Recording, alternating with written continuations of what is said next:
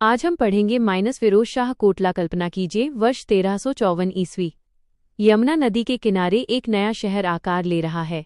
विशाल पत्थरों से दीवारें खड़ी हो रही हैं, महलों का निर्माण हो रहा है और दूर दूर से कारीगर इस भव्य राजधानी को सजाने में लगे हैं।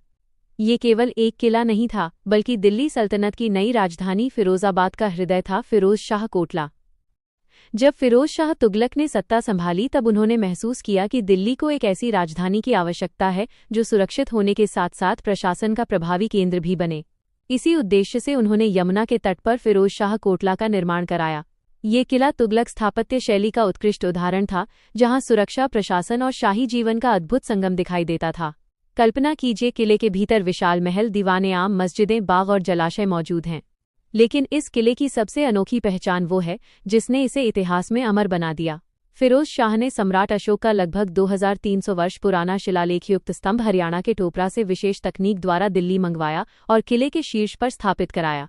उस समय किसी को ब्राह्मी लिपि पढ़नी नहीं आती थी, फिर भी सुल्तान ने इस प्राचीन धरोहर को सुरक्षित रखने का निर्णय लिया।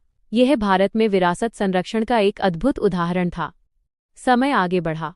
मुगल काल आने पर राजधानी का महत्व बदल गया और फिरोज शाह कोटला धीरे धीरे उपेक्षित होने लगा। कई इमारतें समय की मार और आक्रमणों से नष्ट हो गईं, लेकिन इसके खंडहर आज भी उस गौरवशाली युग की कहानी सुनाते हैं।